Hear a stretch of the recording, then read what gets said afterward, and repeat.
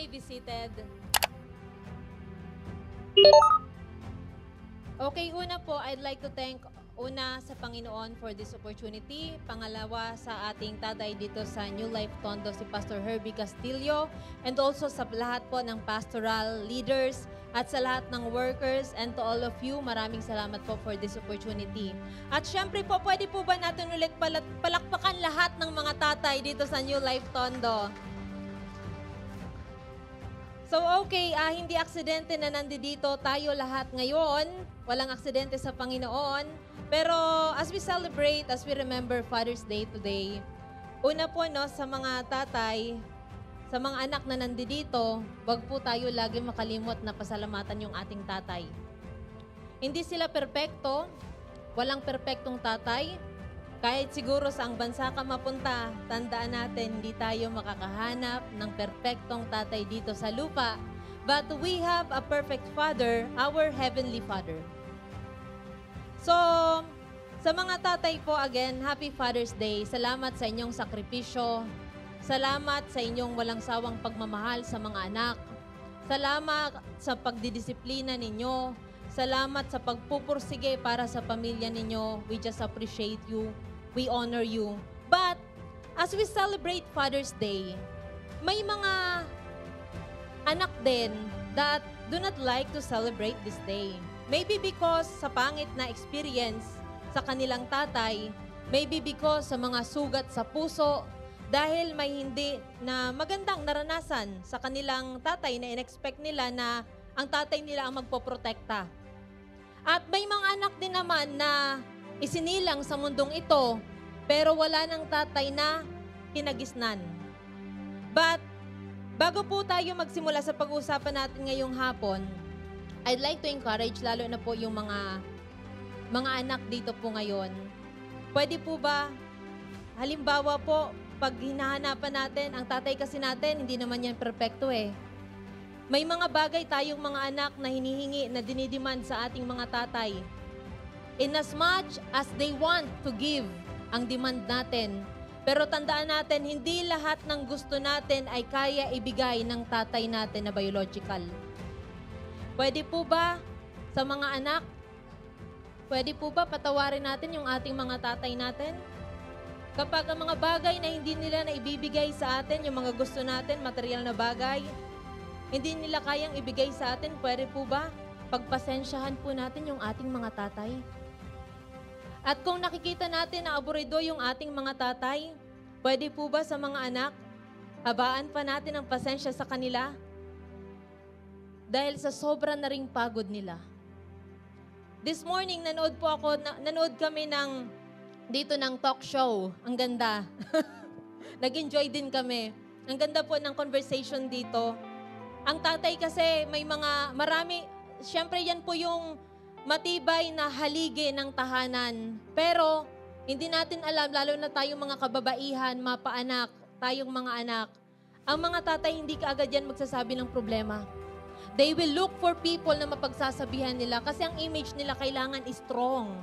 In front of their children, in front of ang kanilang asawa, kailangan strong sila. But let me tell you mga anak, nangihina rin po si tatay. So please, let us pray for our Father. Kung hindi nila maibigay ang demand natin, patawarin si tatay.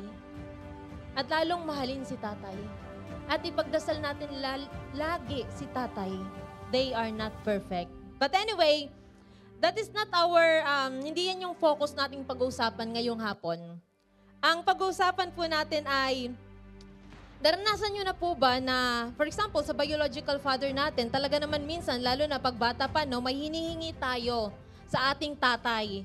At yung gustong-gusto natin bagay, we are expecting from our father na i-provide tayo, tama? Kasi we are expecting na sila ang provider mga tatay, even mother. We are expecting from them na mag-provide sila. Pero, lalo na pagbata pa, minsan hindi na unawaan ng bata na hindi lahat talaga maibibigay. Tapos minsan, may kaisipan pa tayo na bakit, for example, magpapaalam tayo, pupunta sa ganitong lugar, may pupuntahan, may gimmick or whatsoever. We want to do something na hindi tayo pinapayagan ng ating mga magulang. Bakit kaya? Minsan iniisip natin, nasa tamang edad naman ako ha. Bakit ako hindi pinapayagan ng aking magulang? Ang hinihingi ko naman ay maganda naman. Bakit hindi sa akin binibigay? Tandaan natin ito. Ito po yung ating pag-uusapan. Father knows best. Ulitin ko.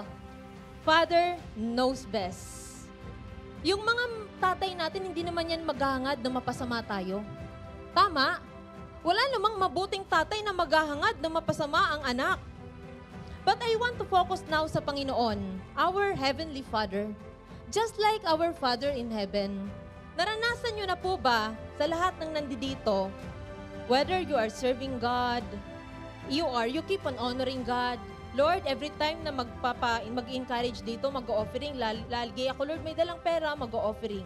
Every time, Lord, naghahanap ng volunteer sa church, Lord, nagvo-volunteer, Lord, ako. But Lord, may pinagpipray ako, Lord, na ang tagal-tagal na Panginoon, hanggang ngayon, Lord, hindi mo pa binibigay. Sabi si Lord, pag humingi ka, bibigyan ka, di ba? Yun ang sabi sa Bible. Ask and it shall be given to you. But question, bakit hindi binibigay? Eto pa, naranasan nyo na po ba na may isang bagay na gustong-gusto kayo, grabe na ang prayer ninyo, halos declare kayo, pero you are expecting God to answer you according to your expectation, pero ang nangyari, opposite sa ina-expect nyo. Naranasan nyo na po ba yan? Ulitin ko, Father knows best. God will not give you the things that will destroy you. Can I share a testimony? Umpisahan natin dito. Aggressive po ako sa business. Aggressive ako, lalo na po noon, buti nga ngayon, medyo na ako. I know how to slow down, I know when to be quick. Pero dati, sugod ako ng sugod. Aggressive ako. Lalo na nung nakikita ko po lagi ang miracle ng Panginoon. Sa business namin, pag nakikita ko, grabe Lord, kami yung youngest. Nung time na yon, nagpe-present kami ng mga proposal. I was just 20 plus years old. Ang mga kasabayan namin sa proposal, 40 plus years old. Every time, ganito ako, gigil ako na ang proposal namin dapat na-approve. At lahat parang, I will do everything. At kukulitin ko po ang kliyente. Ganyan yung style ko. At hindi lang ang kliyente, even in my prayer, kukulitin ko ang Panginoon. Lord, amin yan. In my prayer sa gabi, nagpe-pray ako niyan, umaga, tanghali, pinipray ko yan. And also, I keep on declaring. By the way, I encourage you always to declare. Declaration is powerful. Minsan ang mga katabi ko, minsan napapataas na lang ang kilay. Why you keep on declaring the things na napaka-imposible pag tinitingnan ang abilidad mo? Why? Sasabihin ko rin yan, atin yung project na yan. Atin yan. Hello, parang mga higante yung kalaban mo. That's ours.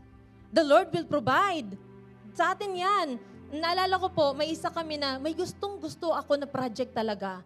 Na grabe ko hiningi sa Panginoon. Anytime naman po kayang ibigay ng Diyos.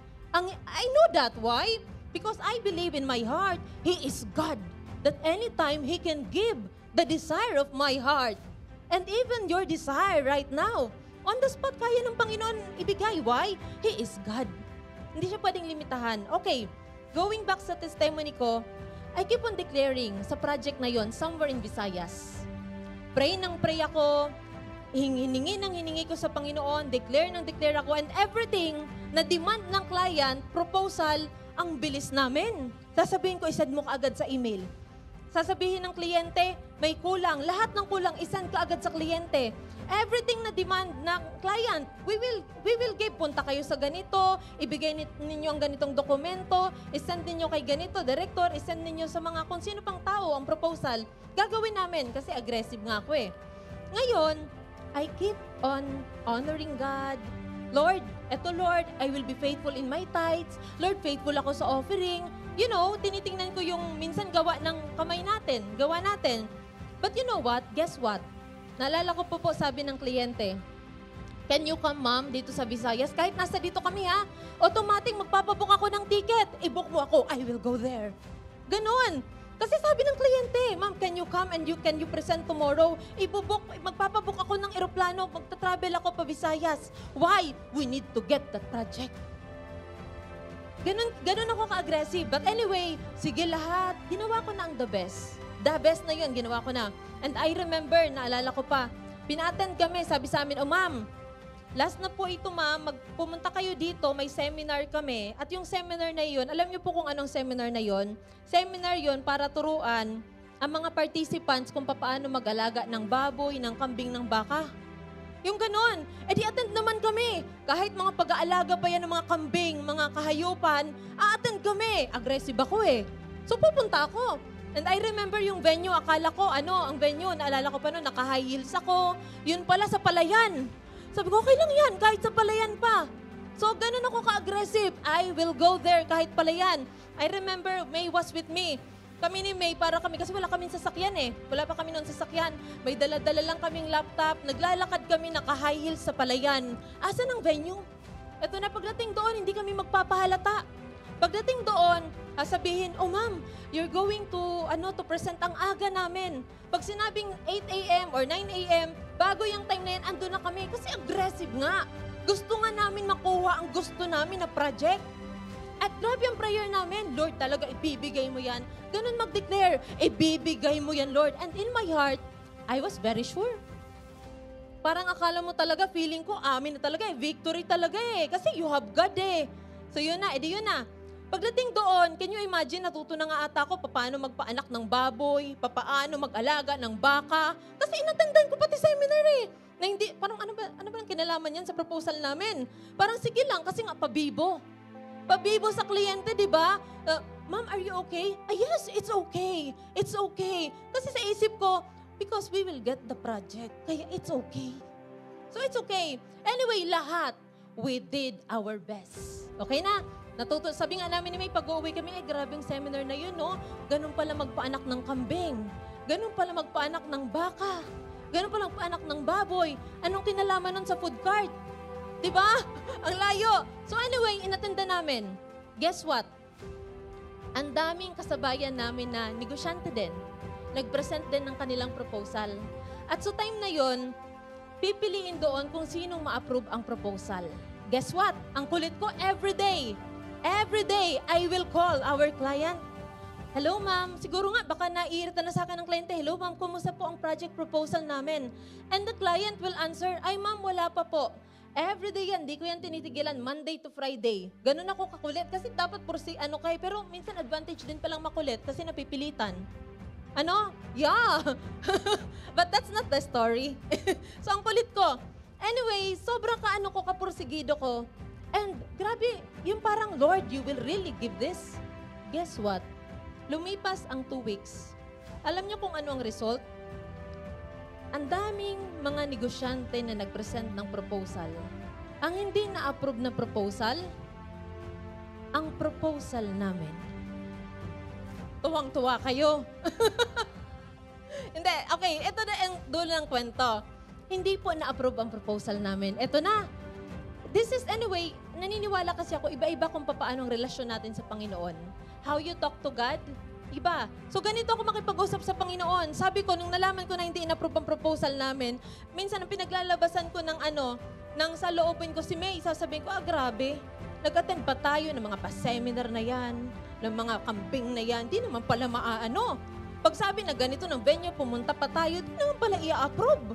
Pag sabi na isend ang mga proposal kay director, kay ganito, hindi naman pala i-approve, ang daming demand. So anyway, sa kanya ko lang naman na Tapos in my heart naman, Lord, gustong-gusto ko pa naman, Lord, yung project na yun, Lord. Kasi Lord, region-wide, Lord. Tapos Lord, di mo, Lord, binigay. Lord, maganda naman ang proposal namin. Lord, detalyado naman. Lord, sabi mo, Lord, ask and it shall be given to us. Sabi mo, Lord, pag nag-declare, Lord, di ba, Lord, death and life are in the power of the tongue. Lord, di ba, Lord, kung anong dinideclare ko, yun dapat, Lord, ang ina-attract. Lord, why? Naranasan niyo na ba yun? Can you imagine? Lord, nagbibigay ng tithes, nagba-Bible study kami, Lord. Lord, nagpa-praise and worship kami. Lord, everything that, the way of service that you want us to do, Lord, we're doing. Pag sinabi ng pastora namin doon sa dati, punta kayo andun kami present. Pag sinabi mag-Bible study, andun kami present. But can you imagine, you're asking your Father, Lord, ibigay mo ang project na to. But your Father did not give the project to you. When you know that your Father who is in heaven is capable, is giving that to you. Let me tell you, kahit na ikaw ngayon nakikita mo, wala kang puhunan sa negosyo, if the Lord will bless you, God will bless you. Kasi hindi mo siya pwedeng limitahan. So anyway, eto na. Edi nag-emote-emote pa ako. Ulitin ko. Father knows best. Lumipas po ang months, weeks, yung project na yun, nakamove on na ako. Move on na ako. Wala na, okay lang. Kalimutan na yung project na yun. Marami namang iba pang project eh. Alam niyo po, lumipas ang isang taon.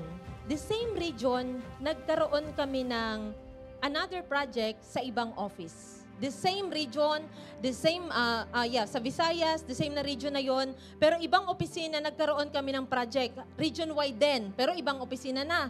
Pagdating doon sa pinag-aanuhan namin, istayan namin, alam niyo po kung anong sabi? Sabi sa akin, I will not mention agency ha, kasi confidential ito. Sabi sa akin, buti hindi kayo nakapasok sa ganitong agency, sa ganitong office. Naalala ko, ang mini-mention niya na office, yun yung office na nag-reject sa amin. Alam mo, sabi niya sa akin, narinig ko lang ang kwento. Alam mo kung bakit? Buti talaga di kayo doon nakapasok. Sabi ko, why? Grabe doon ang mga supplier. Kawawa. Eh di ako naman, why? Why kawawa? Yun pa naman ang pinagdasal ko sa Panginoon. Eh di sana, kawawa, isa rin siguro ako sa kawawa. Diba? Yun ang pinagpe-pray ko eh. Sabi ko, why? Kasi, eto na ang kwento, ready na kayo? Ay, bitin na natin. Tigil na natin. Eto na ang kwento. Alam niyo kung bakit? Lahat ng supplier na nag-supply doon sa opisina na yon, doon sa region na yon, ni isa walang nabayaran. What a great God we serve. Man's rejection could be God's protection and redirection. Uulitin ko. Man's rejection could be God's protection. Huwag kang magtatampo ka agad kay Lord na hindi sa'yo binigay, na na-reject ka ng tao. Because God caused it to happen para ingatan ka niya. And true enough, lahat ng supplier talaga, ang nangyari pala, pinabigay lahat ng mga items, yung tao, yung pera, hindi binigay, hindi binayad sa supplier. Kaya ni isang supplier, walang nabayaran. Can you imagine kung ang tatay, lahat ng hinihingi at pinagpipray natin, binigay? Kaya you know what? Huwag sasama ka agad ang loob. If you are praying now for something na sa palagay mo, Lord, sabi ko, Lord, matanggap ako sa trabaho. Bakit, Lord, ilang beses na ako na-reject? Baka mamaya mainilaan kasi na magandang trabaho sa iyo ang Panginoon. Lord, nag-apply ako papuntang ibang bansa. Bakit hindi ako natanggap? Ang kapitbahay ko natanggap. Baka kasi iniingatan ka lang ng Panginoon. Lord, gusto ko, Lord, na magkatuluyan kami ng taong to. Yun na, Lord, binigay ko na, Lord, ang puso ko lahat-lahat.